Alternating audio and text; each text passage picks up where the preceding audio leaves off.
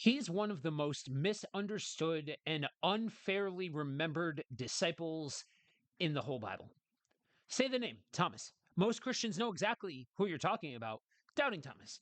It's almost like his full name. He's the disciple who missed the first appearance of Jesus, refused to believe the others, demanded proof, and got turned into a cautionary tale for people who asked too many questions. That's how most people remember him. Thomas the skeptic. Thomas the hesitant one. Thomas the guy who just couldn't get there spiritually. But what if that's too small? What if Thomas is not in the story merely to warn us against doubt? What if John is doing something much deeper than giving us a rebuke for skepticism? What if, when you really slow down and look at Thomas across John's gospel, something surprising happens?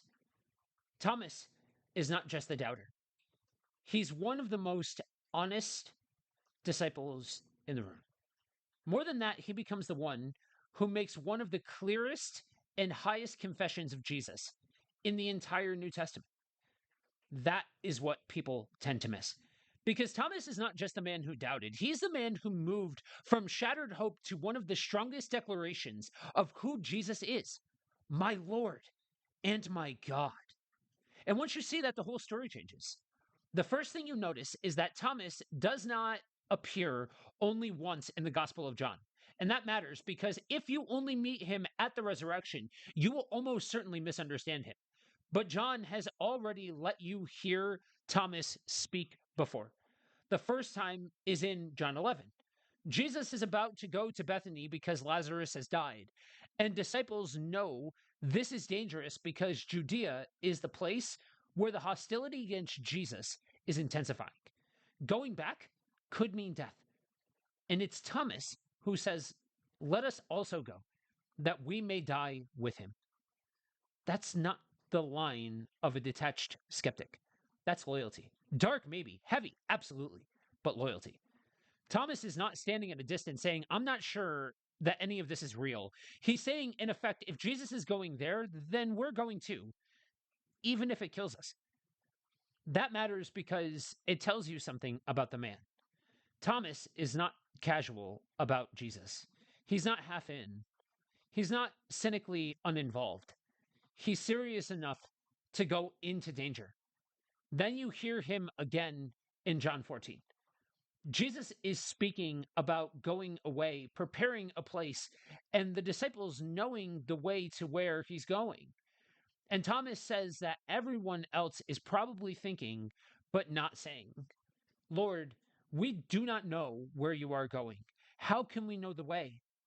That line matters too, because once again, Thomas is not pretending to understand when he just doesn't. He's direct, honest, and unpolished. He will not fake clarity. And that turns out to be one of the most important things about him. Thomas is not the disciple who quietly nods along with spiritual language he cannot yet make sense of. He's the one who says, I don't understand. And it's right after that that Jesus gives one of the most famous answers in the whole Bible. I am the way, the truth, and the life. That means some of Jesus's clearest revelations come in response to Thomas's refusal to pretend. That should already make us read him differently, because by the time you get to John 20, Thomas is not just the doubter. He's the disciple who has shown us at least two things already. He's loyal and he's honest. He will go with Jesus toward danger, and he will not fake understanding he does not have. Now, bring that into the resurrection story. Jesus has been crucified, not abstractly, not symbolically, crucified. Thomas has watched everything collapse. The one he followed, trusted, and hoped in has been executed publicly by Rome. The Messiah they followed is dead. The movement is shattered. The disciples are in fear. And then while Thomas is absent, Jesus appears to the others. That detail matters because Thomas wasn't there. We are not told exactly why, only that he missed it. And when the others tell him, "We have seen the Lord," he says, "Unless I see in his hands the mark of the nails, and place my finger into the mark of the nails, and place my hand into his side, I will never believe." That line is usually where the sermon begins and ends. There it is, the doubt, the resistance, the proof demanding disciple. But we need to slow down because Thomas is not demanding more than the other disciples received. That is one of the most important things that people tend to miss. The others have already seen Jesus. They've already received what Thomas has not yet received. So, Thomas is not standing above them saying, "I need a superior class of evidence because I am more difficult than you." He's asking for the same kind of encounter they already had. That's important because it means this is not just raw unbelief, it is wounded refusal to live on secondhand testimony when his world has already been blown apart once. Thomas has given himself to Jesus. Thomas has watched Jesus die. Thomas has lost more than an idea. He's lost the future he thought he was walking toward. And now the others are telling him the impossible is true, that Jesus is alive. Thomas cannot make that leap on borrowed joy. That is not pretty. That's honest. And that honesty matters. Because sometimes Christians read Thomas as though he should have immediately risen to spiritual confidence the moment the other disciples spoke. But John does not tell the story that way. He tells you what grief does, what disillusionment does, what shattered hope sounds like when it's still speaking. Thomas is not coolly elevating a philosophical claim. He's trying to process the fact that the man he was willing to die with is supposed to be alive again. That's a very different thing. And maybe that's why so many people quietly resonate with Thomas, because his problem is not simple skepticism, it's wounded hope. And wounded hope is much harder to heal than mere intellectual uncertainty. Then 8 days pass. That detail matters too. 8 days is a long time to live in that tension, a long time to be the only one in the room who has not seen, a long time to hear others say, "We have seen the Lord," while you're still stuck in Friday. Thomas lives there for more than a moment. And then Jesus comes. The doors are shut, the disciples are inside again, and this time Thomas is with them. And Jesus says, "Peace be with you." That is the first thing, peace. He does not enter with scorn or humiliation, and he does not enter saying, "Thomas, after all this, how could you?" He enters with peace. And then he turns directly to Thomas. "Put your finger here and see my hands, and put out your hand and place it in my side. Do not disbelieve, but believe."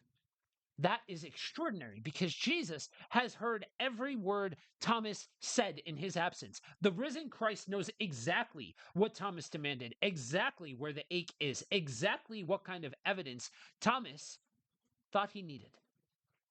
And he does not crush him with that knowledge. He meets him there. That is one of the deepest things in the whole scene. Jesus is not threatened by honest doubt. He is not offended by wounded disciples who cannot yet force themselves into certainty. He comes near enough to be touched. That's the kind of risen Lord John is showing you. Not merely triumphant, but tender. Not merely glorious, still bearing wounds. And that part matters too, because Jesus rises, but he doesn't rise without scars. Thomas is invited to touch the wounds. That tells you something enormous about the resurrection. The resurrection is not the erasure of the crucifixion, it is the vindication of the crucified one. Jesus is not resuscitated into ordinary life. He is not raised in a way that hides the cross behind him as though it did not happen. He rises with wounds still visible. And that means the risen Christ Thomas meets is not less than the crucified Jesus. He is the crucified Jesus, now and forever. That is why Thomas's demand matters so much. He wants to know that Jesus, who stands before him, is the same Jesus who was crucified. And Jesus shows him that he is. The risen Lord is not disconnected from the suffering one. That is a profoundly Christian claim. The victory of resurrection does not cancel the wounds, it transforms them. Then comes Thomas's response, "My Lord and my God." That may be the single most important line in the whole story, because Thomas is remembered for his doubt, but John preserves him for his confession. And what a confession it is! Not merely rabbi, not even master, not a declaration that you're alive, my Lord and my God. That is one of the highest Christological declarations in the Gospel of John, maybe in the whole New Testament. And notice where it comes, not at the beginning of the gospel, not from the crowds, not even from Peter. It comes from Thomas. The man remembered for doubt becomes the man who says the deepest thing. That should completely reframe how we see him, because John is not just using Thomas as an example of skepticism corrected. He's using Thomas as the final human voice in the gospel to say clearly who Jesus is. The gospel opens with, "In the beginning was the Word, and the Word was with God, and the Word was God." And then near the end, Thomas speaks to Jesus face to face, "My Lord and my God." That's not an accident. Thomas is helping bring the whole gospel to its climax. The one doubting is the one confessing. The one demanding the wounds is the one recognizing God in the wounded Christ. That's the reversal. And then Jesus says, "Have you believed because you have seen me? Blessed are those who have not seen and yet have believed." Now, that line is often used as a rebuke, and there is certainly correction in it, but it's more than a rebuke, it's a bridge. Because from that point on, most believers will not get what Thomas got. They will not stand in a room and place their hands near the wounds. They will come to Christ through apostolic witness, through testimony, through the Spirit, through the Word. And that is exactly what John says next. "These are written so that you may believe that Jesus is the Christ, the Son of God, and that by believing you will have life in his name." That means Thomas's story is not there so later Christians will feel ashamed for not being able to physically touch Jesus. It's there to show how the first witnesses came to faith, and then to hand that witness to the church. Thomas sees, Thomas confesses, John writes, and now you are invited to believe. That's the moment. And it tells you something important about the nature of Christian faith. Faith is not blind, it is not irrational, it is not pretending that the wounds were never real. Thomas is not asked to believe in vague resurrection principle. He is confronted with the crucified and risen Christ. Christian faith is not faith in faith. It is faith in this Jesus, the wounded one, the risen one, the one who still says peace to frightened disciples, the one who knows the hidden ache of those who cannot make themselves believe on command. That's why Thomas matters so much. He stands for everyone who has ever felt left behind by the certainty of others. Everyone who has heard, "You have seen the Lord," while still feeling trapped by absence. Everyone who has known grief deep enough that secondhand joy does not immediately land. Everyone who has wanted not just slogans, but the real Christ. Thomas is not a cartoon of doubt.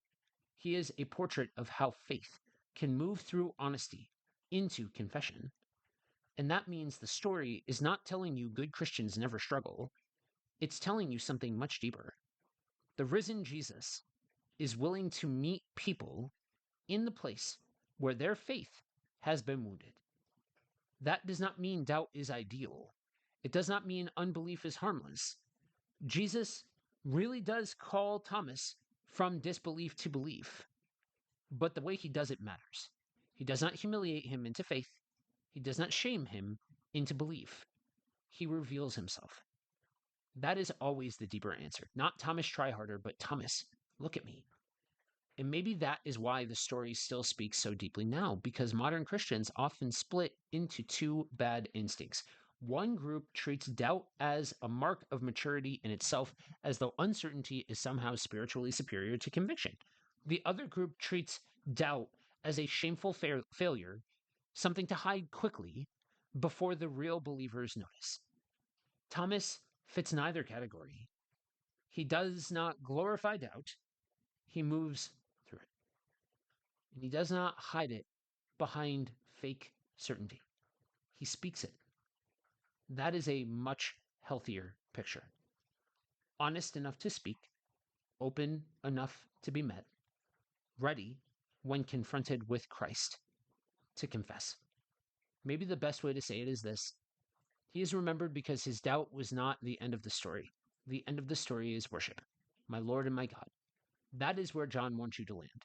Not merely noticing Thomas asked questions, not merely admiring Jesus' patience, but seeing that the risen Christ is worthy of the deepest allegiance and the highest worship.